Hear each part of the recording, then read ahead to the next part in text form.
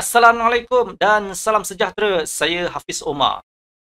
Semalam, mata wang Eropah mengalami kejatuhan, terjejas oleh data inflasi Amerika Syarikat. Pound British turut mengalami nasib yang sama.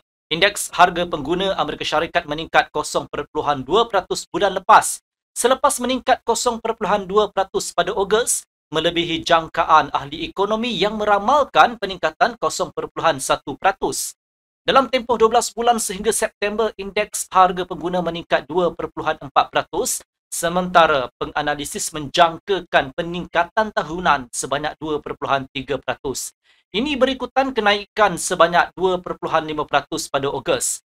Dengan kenaikan harga pengguna yang sedikit lebih tinggi daripada jangkaan, statistik ini telah memperkukuh jangkaan bahawa Rizab Persekutuan Amerika Syarikat akan terus melonggarkan dasar moneterinya, tetapi potongan kadar faedah yang agresif dijangka tidak akan berlaku.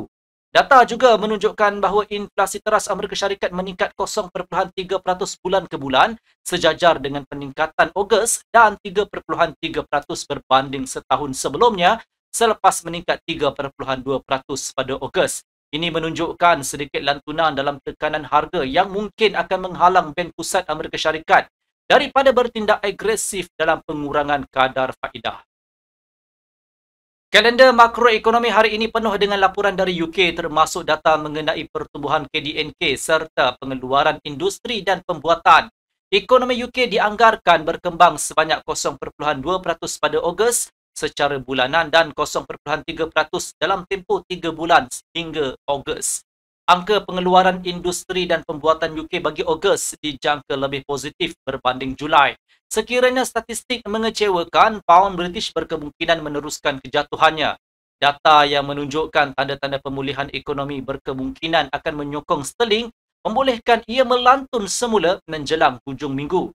Di samping itu, para pedagang mungkin memberi perhatian kepada harga pengguna Jerman.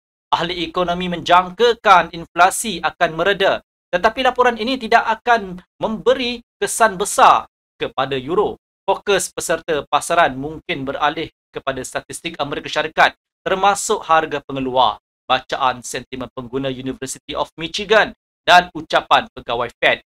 Jika data PPI mengecewakan, dolar dijangka akan kembali mengukuh.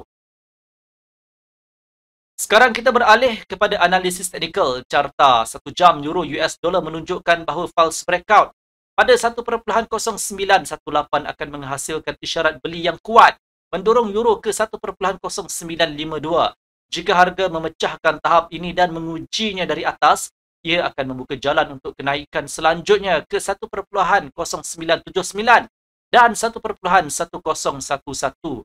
Pada paras ini, saya mengesyorkan untuk membuat penjualan di rebound dengan jangkaan pembetulan intraday sebanyak 25 sehingga ke 30 pips. Penjualan di 1.0952 dan 1.0979 boleh dipertimbangkan selepas false breakout.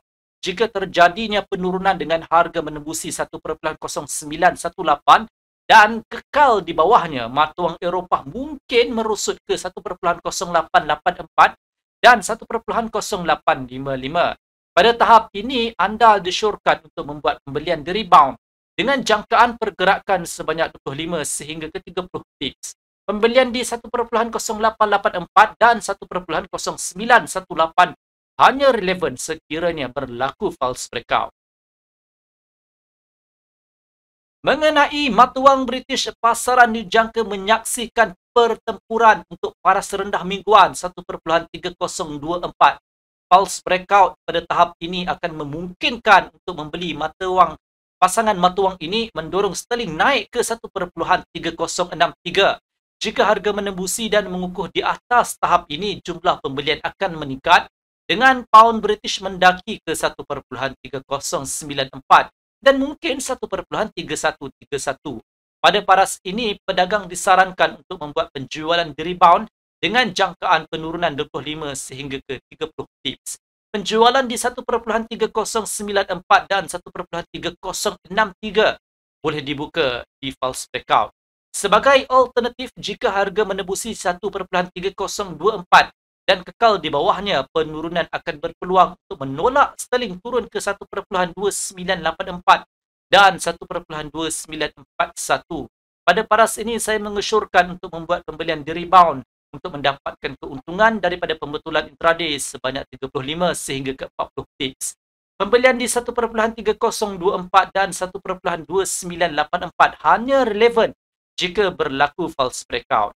Sekian video analisis dari saya Hafiz Omar dan semoga berjumpa lagi.